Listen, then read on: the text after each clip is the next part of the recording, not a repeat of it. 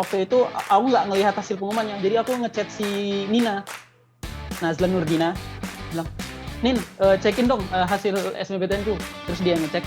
Kenapa harus Nina? Berarti Anda ini tidak bisa mengkritik pemerintah ya? Ya makanya saya nggak pernah kritik pemerintah.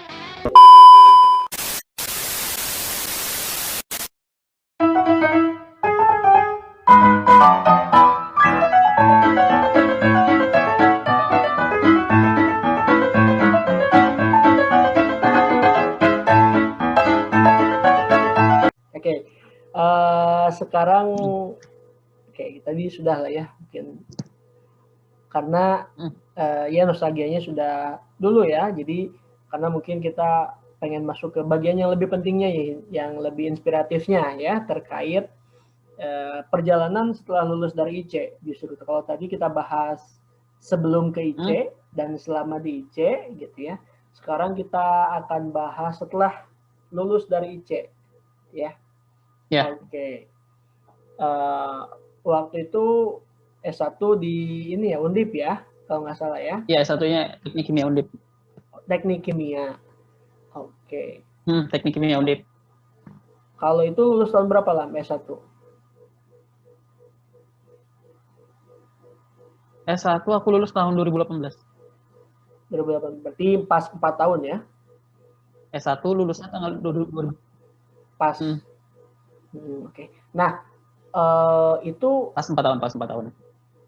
Pilihannya gimana lah? Kan pas kelas 12 banyak ya, maksudnya jalur-jalur masuk ke universitas, kemudian kita juga bimbingan terkait jurusan gitu ya. Nah itu gimana akhirnya sampai masuk ke Teknik Kimia? Ini yang menarik nih. Ya. Ini ceritanya benar-benar ini sih. Itu awalnya tuh gini. Waktu itu kan dulu awalnya itu kan aku diskusi dulu sama paman. Soalnya kan kalau sama orang tua itu orang tua yang kandung itu mau ambil apapun didukung. Nah, tapi kan karena dari kecil maksudnya yang biayain dari SD sampai SMP, terus yang juga ya dari kecil yang biayain SD sampai SMP itu pamanku. Emang udah diserahin ke paman yang biayain. Jadi akhirnya ya aku nanya ke paman, ini bagusnya saya ngambil mana? Terus SNMPTN disuruh ngambil matematika. Karena dari kecil kan aku lombanya kan matematika. Terus di IC juga anak-anak pada taunya aku jagonya matematika. Oh iya, pasti. Akhirnya ya SNPTN disuruh ke Universitas Nusa Cendana.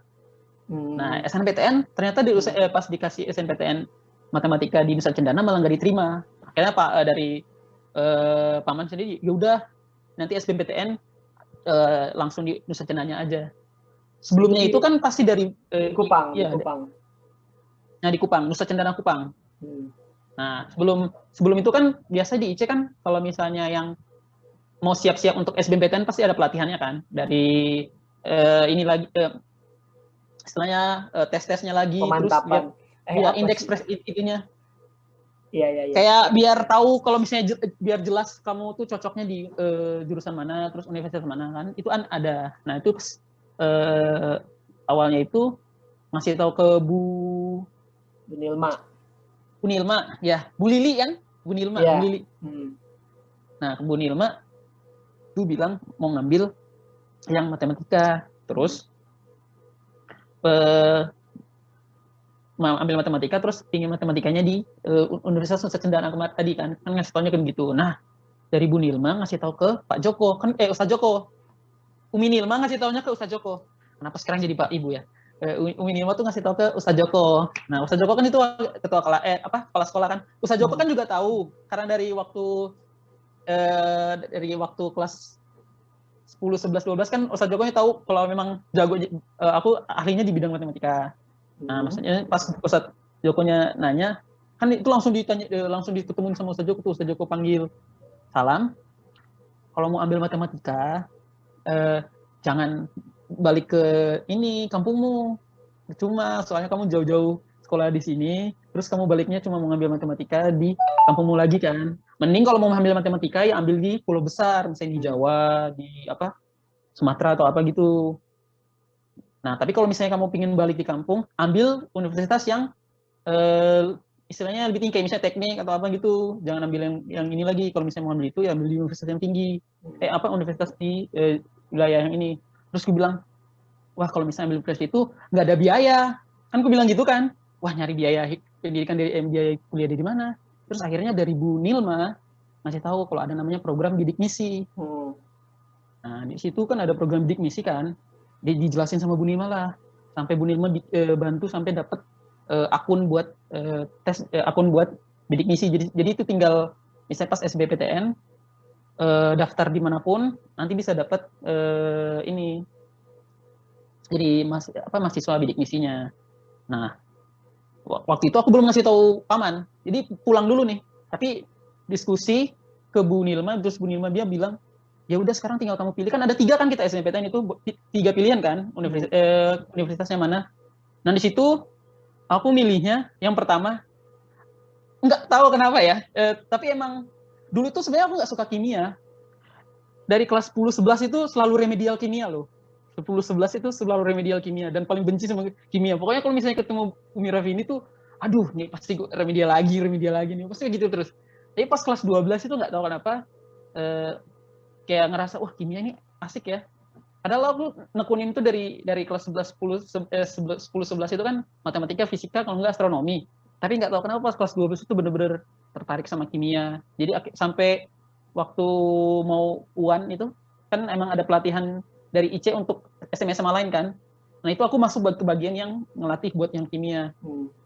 Nah makanya pas mau SNMPTN itu jadi kepikir untuk ngambil kimia. Nah tapi pas aku tanyain sama anak-anak, bagus ya kimianya? Bilangnya bagus sih, tapi jangan ambil kimia murni. Soalnya kalau kimia murni kamu tugas pasti jadinya dosen kan, nggak mungkin bisa ngajar kayak ini. Ya udah, ambillah teknik. Jadi pas milih itu pinginnya tuh kalau nggak teknik kimia ya teknik fisika.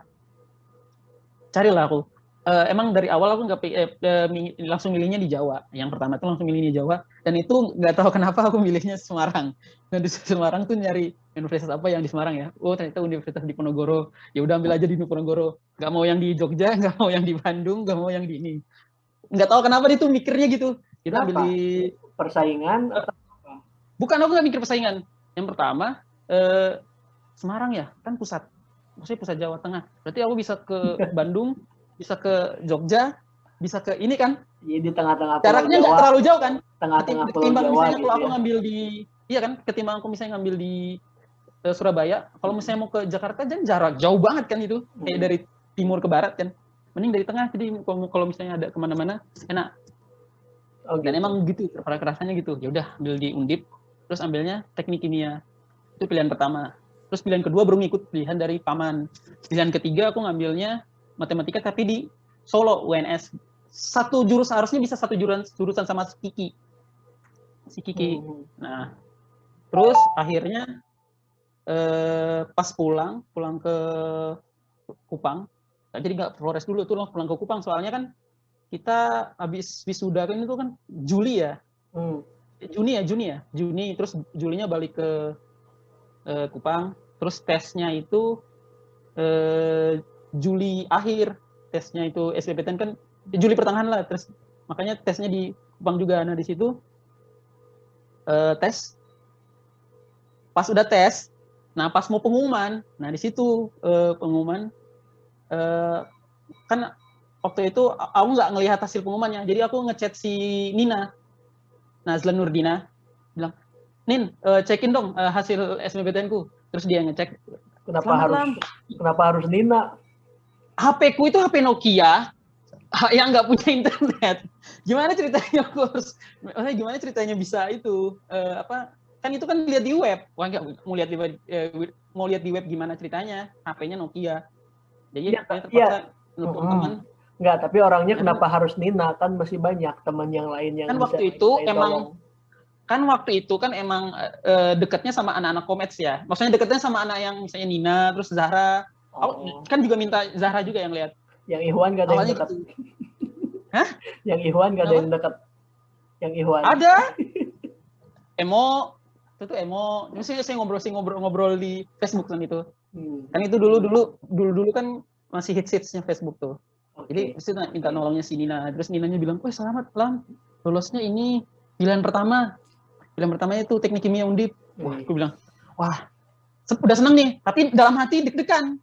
Karena apa? Teknik kimia Undip ini aku belum pernah konsultasi ke ini paman. Jadi kayak ngambil dari ini sih, keputusan sendiri. Jadi pas kasih tahu malam-malamnya, pamannya bilang, pamanku bilang, "Kamu yakin mau ngambil teknik kimia Undip?" Maksudnya bukan teknik kimia, kamu yakin mau ngambil teknik kimia? Terus pokoknya kasih tahu, emang kamu kira, emang kamu yakin bisa sukses dengan ini? Kayak dikasih tanya tuh, emang kamu mau jadi apa? Bla bla bla bla bla kayak gitu toh. Kayak baru dikasih tahu lagi, kayak diceritain kalau misalnya tekniknya itu susah, terus kalau mau kuliah sana juga mahal. Apalagi kalau misalnya kuliah teknik kan dulu tuh kan kenalnya kan pensilnya ada yang harga 1,5 juta, penggarisnya berapa juta. Jadi katanya total untuk kuliahnya itu lebih dari 10 juta. Terus mahal lah intinya bilang, ya. Mau biaya dari mana? Istilahnya bilang gitu, mau biaya dari mana? Situ aku diam, bingung banget, sumpah. Situ diam. Terus dibilang sama paman, ya udah tahun ini kamu off dulu. Tunggu sampai tahun depan nanti baru daftar lagi.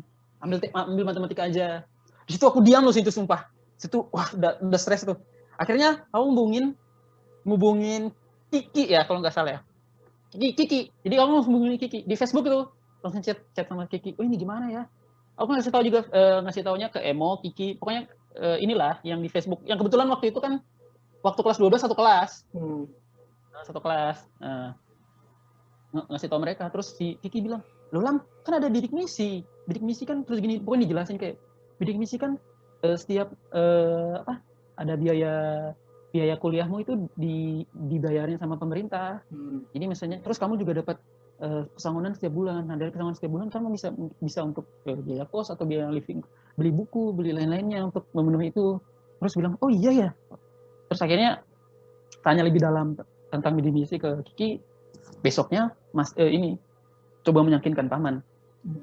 Oke, jadi intinya akhirnya itu kuliahnya beasiswa bidik misi. Akhirnya kuliahnya beasiswa bidik misi. Full itu. Setelah aku yakinin paman. Full ya, 4 tahun. Full 4 tahun. Oke. Atau akhirnya teknik kimia mungkin ada faktor ini, guru asuh. Karena guru kimia, guru asuh. Oh, enggak. Bukan karena faktor guru asuh. Bukan. Tapi emang karena pas bener nggak tahu kenapa ya. Pas kelas 12 itu kayak, oh kimia ternyata gini ya. Kalau dulu kok kayak susah ya. Tapi pas kita jalanin atau misalnya coba-coba soalnya dan lain-lain, wah kayak menarik deh ini. Kayaknya udah tertarik. Coba aja teknik kimia. Oke. Berarti memang ya itu ya. Jadi Salam ini S1-nya teknik kimia Undip dan itu full beasiswa bidik misi bidik misi. Dari pemerintah. Oke. Kita langsung masuk Lam. Nah, ke S2 ya. Nah, itu ada jeda nggak atau langsung setelah lulus S1 tuh langsung daftar S2? Ada jeda setahun. Oh, setahun. Jadi setahun itu masih mencari kerja, cari part time. Cari jodoh. Enggak. Belum mikir kayak gitu kayak. Oh, belum. Cari kerja. Belum mikir yang istilahnya ya. Tapi akhirnya 1 tahun itu ngapain Lam? 1 tahun itu yang pertama part time ke ini. Jadi ada teman dia kebetulan punya bisnis yang pembuatan air itu yang kemarin udah pernah aku share, yang pembuatan pemurnian air. Nah itu part time di situ. Sambil nyari atau ini sambil wawancara atau cari kerja di tempat lain. Pokoknya selama setahun lah. Oke, tapi ada hubungannya dengan teknik kimia itu? Iya, udah pasti. Di part time ada hubungannya. Part time-nya ada hubungannya. Soalnya pemurnian air pakai membran dan itu memang dulu pelajari membran juga di waktu S1. Oke. Dan itu masih di Semarang berarti ya? Nggak kemana-mana? Oh, waktu itu kan part time-nya kebetulan dulu tuh ya, waktu ada gempa di Lombok. Nah jadi yang temen ini ngajakin ke sana untuk buat alatnya. Jadi partainya sampai misalnya Misalnya ya karena ini juga sering jalan-jalan kemana-mana ke Lombok, misalnya ke Bali, ke Jakarta. Jadi meskipun part time tapi bisa ini ya, bisa lintas kota ya, tugasnya. Oke. Itu jadi bagian CTO soalnya. Bagian apa CTO. Itu? Apa CTO. itu? Bagian teknikal. Jadi yang masang-masang. Kalau misalnya di teknik, kayak misalnya perbaiki alat atau apa gitu. Oke. Teknisi berarti ya, teknisinya. Oke. Nah, kemudian akhirnya bagaimana sampai bisa menemukan ya, atau apa ya istilahnya, ya daftar S2 lah gitu. Oke. Jadi waktu 2019 ya kan lulus 2018. Terus 2019 di bulan Juli, bulan Juni itu ada pengumuman tentang namanya beasiswa PMDSU. Itu pendidikan magister menuju doktor. Nah kebetulan dari yang kebetulan ini yang teman part-time-ku ini dia diminta sama profnya untuk ini istilahnya nyari mahasiswa yang mau lanjut kuliah. Istilahnya tes dan wawancara dan lain-lain. Akhirnya ya udah ditawarin ke aku, ya udah bilang oke, boleh lanjut kuliah aja. Akhirnya pas coba dan daftar ke profnya bilang oke, dan akhirnya daftar ke PMDSU-nya dan akhirnya lolos untuk beasiswa PMDSU-nya, beasiswa kuliahnya, dan akhirnya dapat yang untuk S2 sama S3 itu programnya kuliah S2 S3 selama 4 tahun. Gitu. Oke. Jurusannya apa, Lam? Jurusannya awalnya itu jadi ada tema jurusan. Awalnya tuh pengennya di teknik lingkungan. Cuman pas aku ngambil S2-nya di teknik kimia, pas mau untuk lanjut ke S3-nya disuruh ditanyain lagi, mau fokusnya ke lingkungan apa teknik kimia, terus dijawab ya udah teknik kimia aja. Akhirnya ngambil S3-nya juga tetap teknik kimia. Berarti linear ya, dari S1 sampai linear. S3 teknik kimia. Oke. Nah, berarti S2-nya juga beasiswa tadi ya, apa PMDU, PMDSU. Oke. Dan itu 2 tahun, 4 semester beres. Kalau misalnya S2 aslinya itu kan emang programnya kan dari S2 ke S3. Jadi di program 4 tahun. S2-nya 1 tahun, S3-nya 3 tahun. Oh, gitu. Tapi memang selesai 1 tahun itu S2. Sebenarnya dari aturan dari PMDSU sendiri, emang untuk aturannya itu kalau bisa S2-nya 1 tahun, S3-nya 3 tahun. Entah itu gimana cara kamu, misalnya di S2-nya belum kelar, tetap kamu ngambil S3. Oh, gitu. Itu dia memang program dari sananya. Jadi pokoknya S2, S3 maksimal 4 tahun gitu ya? Ya, S2, S3-nya maksimal. Pokoknya pas lulus S3, S2-nya juga harus lulus juga. Istilahnya gitulah. Oh gitu. Nah, berarti sekarang yang Assalam lakukan gitu ya, gimana? Apakah udah beres S2-nya atau jadi 2 nih, S2, S3? Kalau aku masih yang S2 masih ngejar tesisnya. Terus yang S3 udah semester 2. Oh gitu. Berarti tahun kedua sebenarnya ini ya, PMDSU ini. Ya udah tahun kedua. Tahun kedua.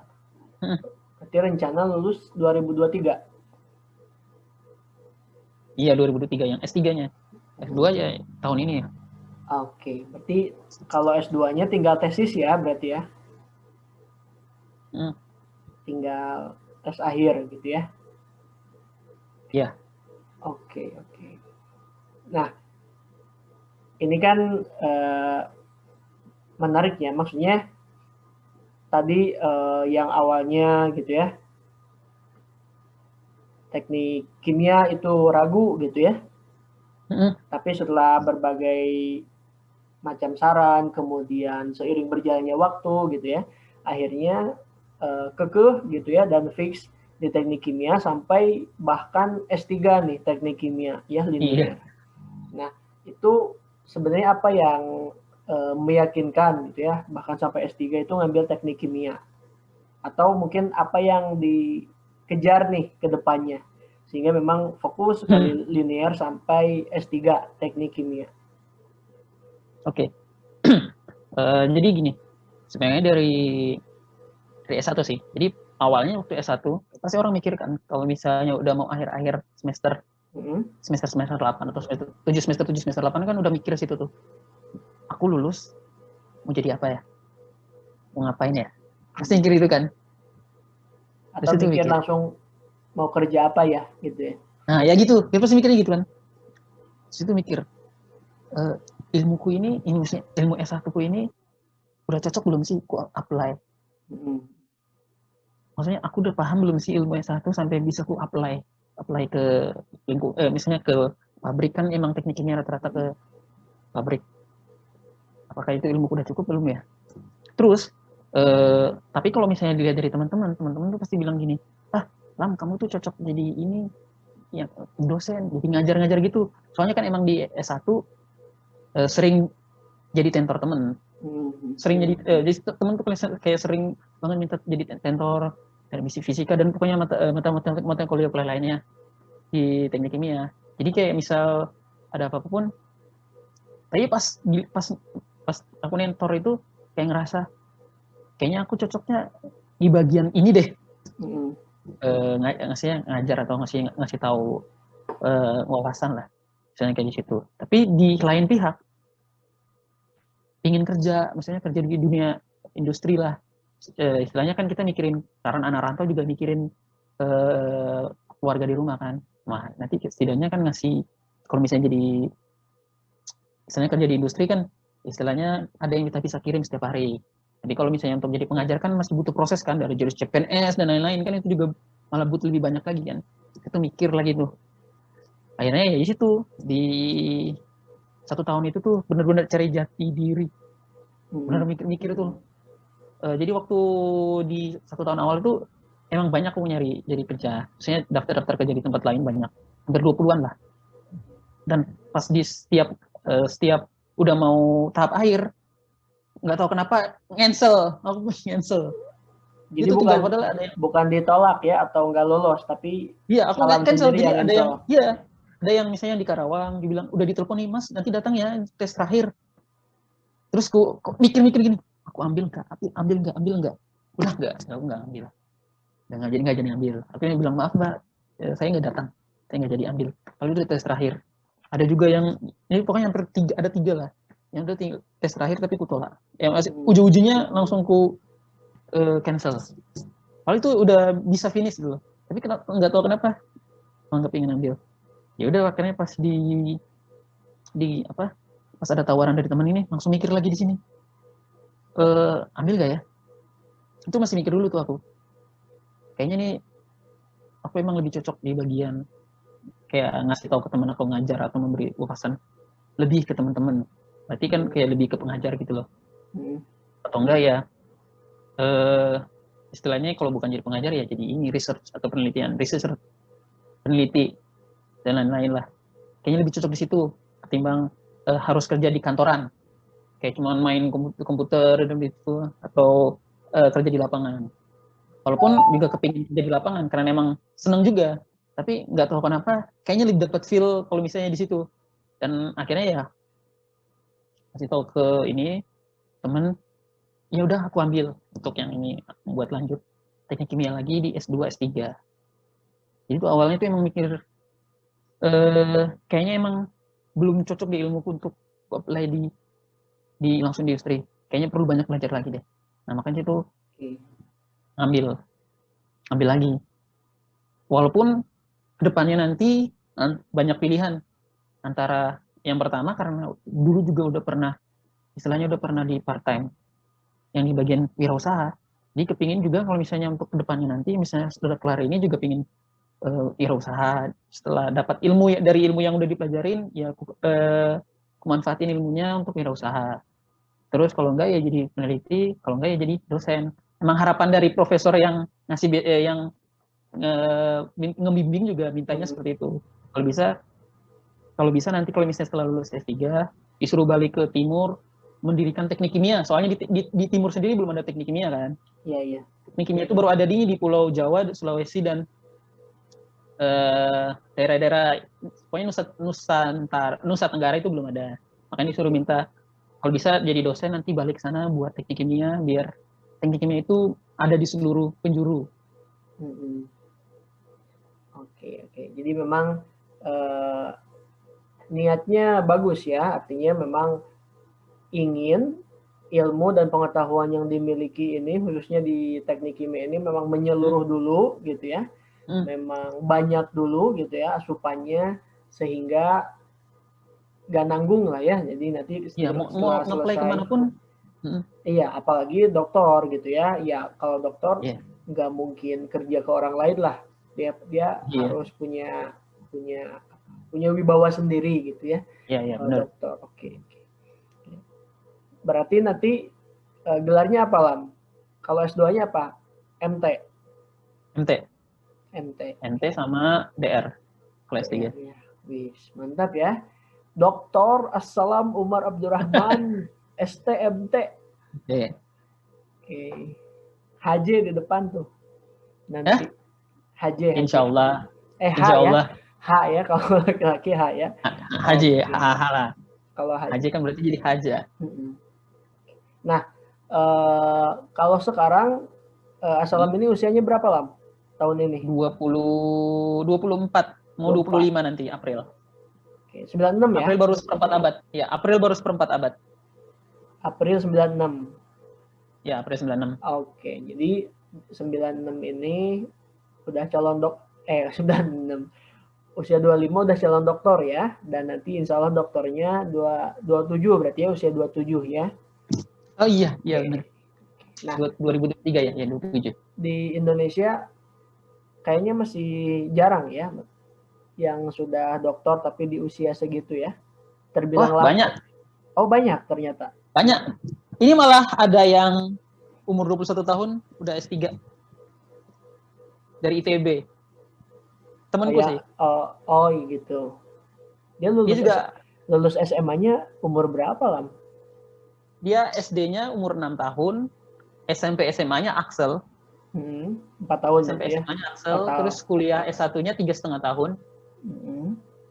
Terus ambil S2-nya S2 S3-nya ambil beasiswa kayak aku, PMDSU. Oh. Jadi kelahiran 99.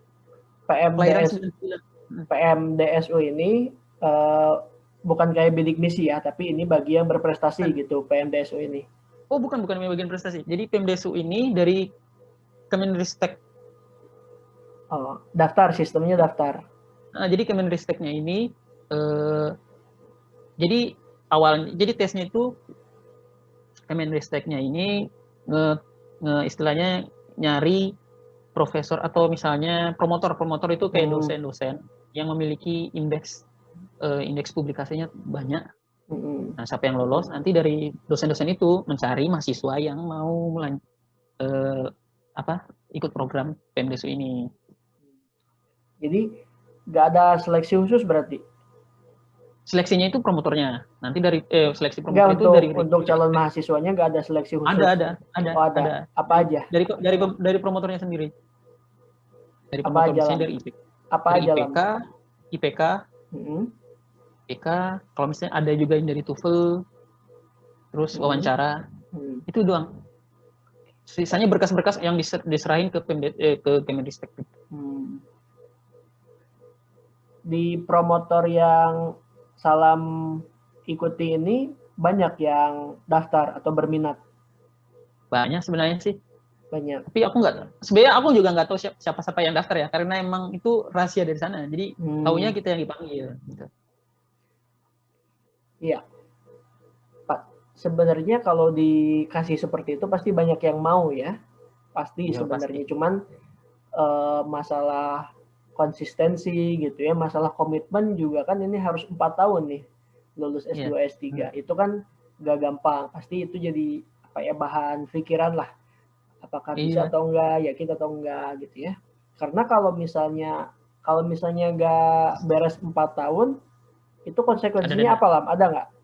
Ada denda dari ada dendanya sendiri di peraturan Nominalnya biasanya. disebutkan di peraturan itu nominalnya. Iya ada. Oh, ada. Nah itu kan pasti tadinya pengen beasiswa itu karena mungkin secara keuangan juga pas-pasan gitu ya, atau bahkan mungkin kurang.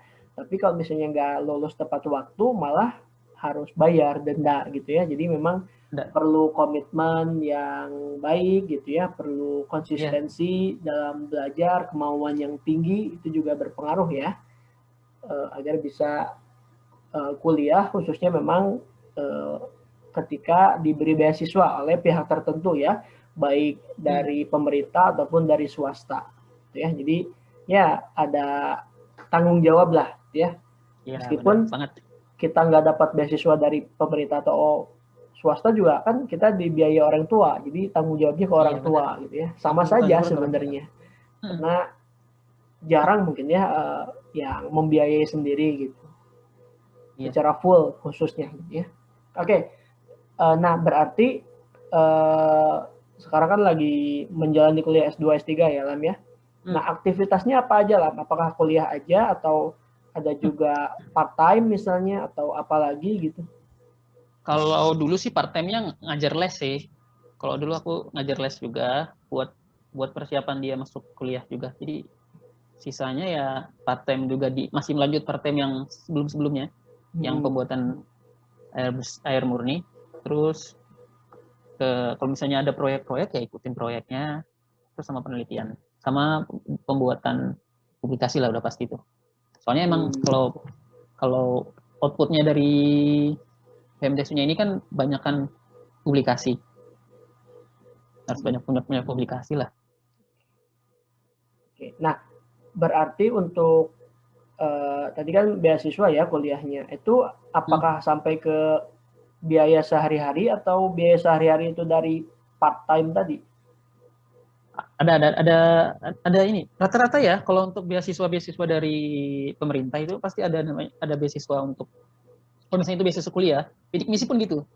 Itu aku dari bidik misi terus yang PMDSU itu juga rata-rata untuk biaya kuliah udah pasti dibayarin sama Kemenristek, dari pemerintah, dari Kemenristek sama Kemendikbudnya.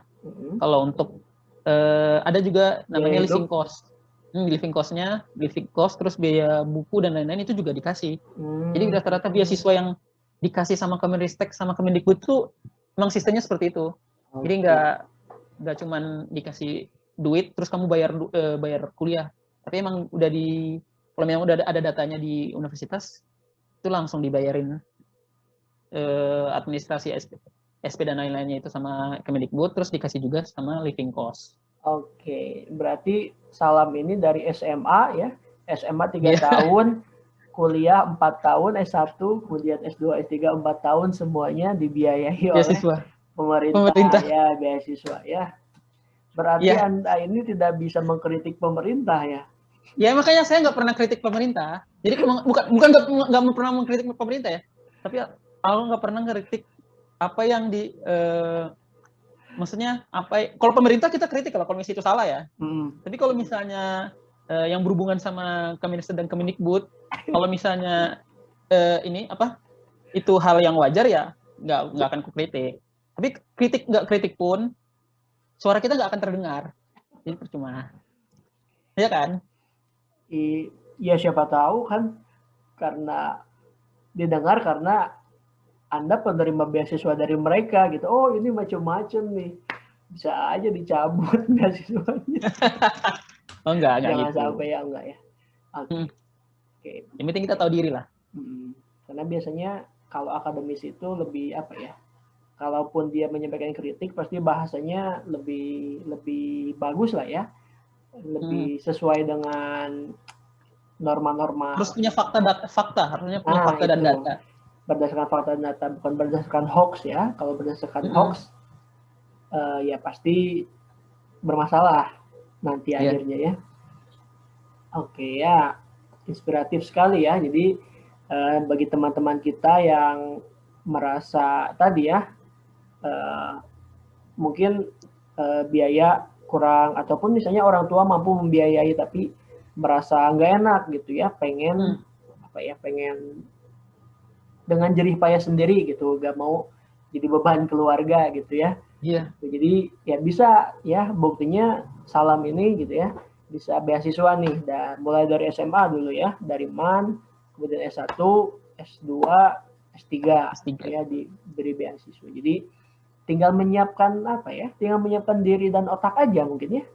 Iya benar, itu benar. Untuk biaya kuliah sudah ada, living cost ada, buku-buku ada, tinggal tinggal ya benar, tinggal komitmen aja buat nyelesain kuliahnya gitu ya. Ya itu yang paling penting tuh, komitmen. Itu jadi mudah-mudahan gitu ya penonton kita ini, saya nggak tahu ya, subscriber ini ya sedikit lah ya, di bawah 100. Tapi curiganya memang siswa-siswa, karena waktu itu bikin video di YouTube tuh yang nonton memang buat siswa gitu, karena PJJ ya, pembelajaran jarak jauh gitu. Ya yang nonton memang siswa-siswa gitu. Mudah-mudahan paham ya siswa-siswa ini ketika menonton video ini ya. Meskipun masih cukup lama nanti rentangnya ya. Oke. Kita masuk ke bagian terakhir Lam ya. Kita pengen tahu nih 3 fakta menarik nih dari Asalam ya.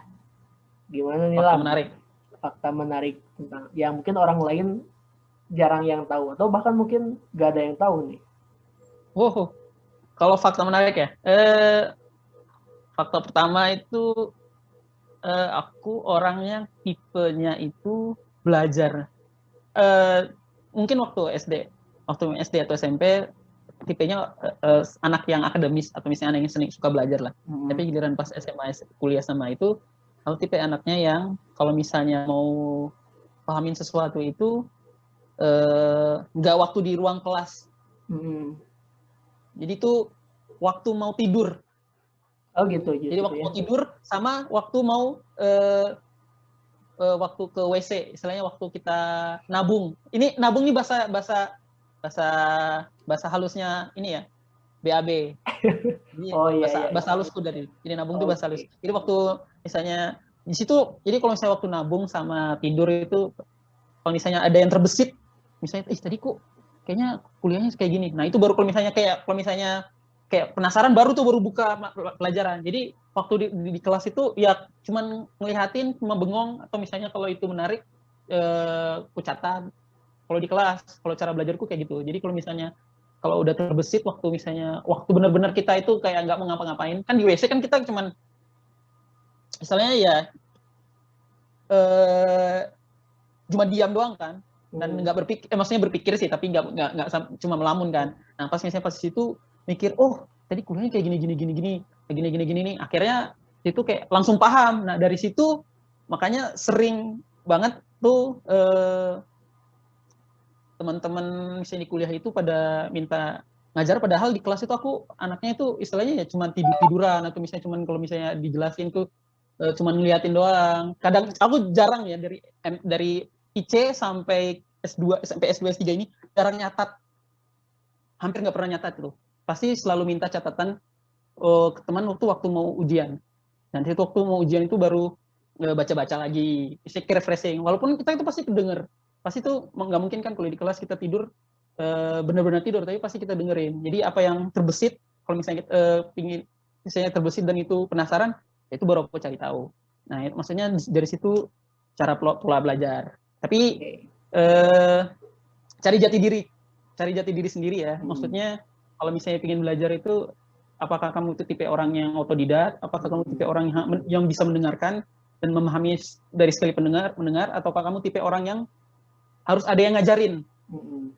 Nah, jadi cari jati diri sendiri kalau dari aku. Tapi itu jadi kayak gitu sih. Terus fakta lain ya fakta lain yang itu tadi apa yang itu apa? Maksudnya dari fakta lain, hampir setengah hidupku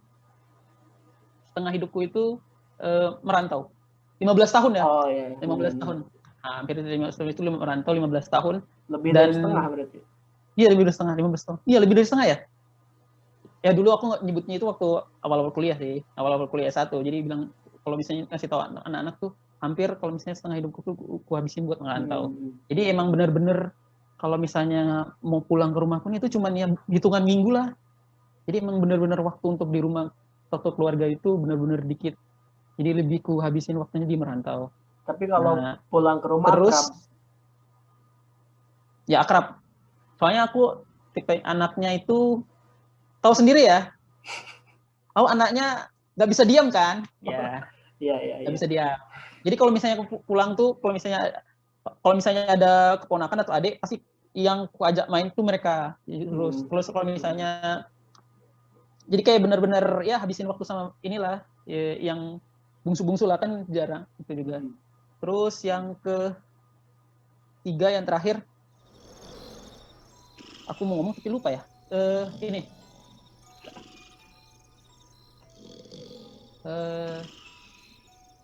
Ini fakta terakhir. Apa? Harap Tadi bersabar aku, penonton. iya. Tadi itu mau lanjutin dari kata-kata tadi. Jadi Apa merantau? yang bukan merantau.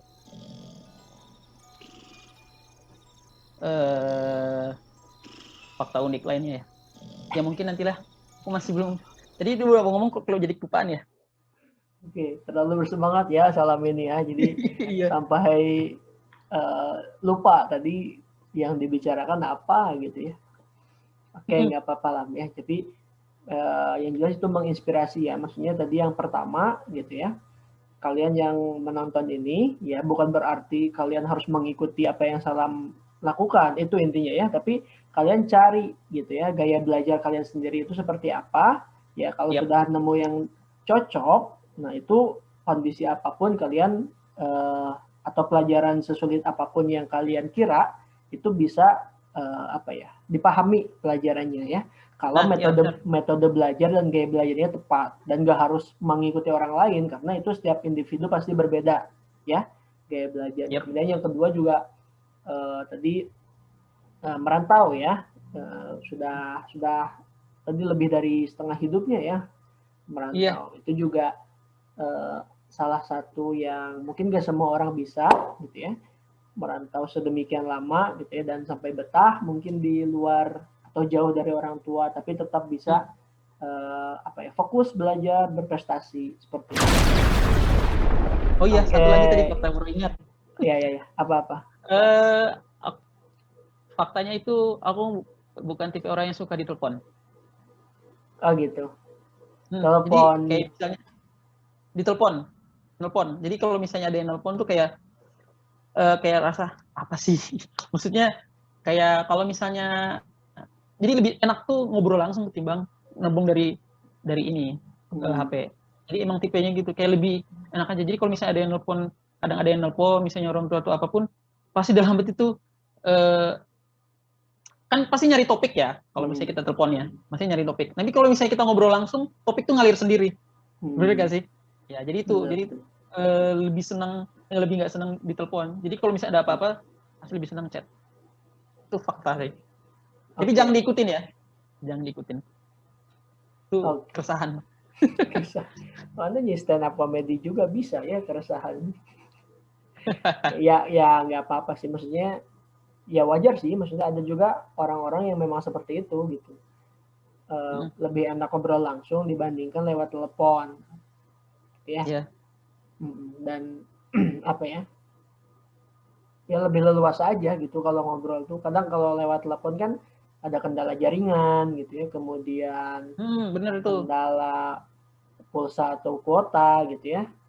Itulah, banyaklah faktor penghambatnya gitu ya, yang membuat komunikasinya nggak efektif.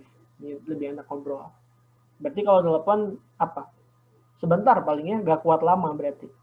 Iya, aku bukan tipe orang yang suka ditelepon lama sih. Jadi kalau misalnya cuma nanya kabar dan lain-lain ya udah, aku jawab seadanya.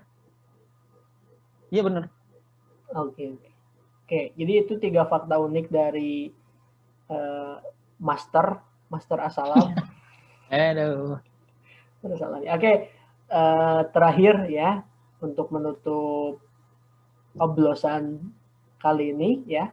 Coba ada quotes nggak yang mungkin bisa disampaikan untuk memotivasi saya khususnya ataupun pendengar yang lainnya tentang apapun lah, tentang kehidupan, tentang belajar atau apapun yang bisa disampaikan oleh Master Assalam? Quote ya. Kalau ini sih, ini emang lebih ke ini sih, emang buat diri sendiri juga sih, atau maksudnya buat teman-teman nih kalau misalnya pengen itu juga. Ya biasa kalau aku selalu pakai quote ini. Carilah kekuranganmu, terus belajarlah untuk menutupi kekuranganmu. Terus carilah kelebihanmu dan belajarlah bagaimana cara memanfaatkan kelebihanmu. Tuh, Oke. quotesku. Oke, itu ya. Oke, nanti akan muncul nih subtitlenya ya, biar kalian ingat ya. Ya, belum diedit, ini harus diedit dulu nih. Oh iya iya, sip sip sip sip. Oke, terima kasih Assalam ya.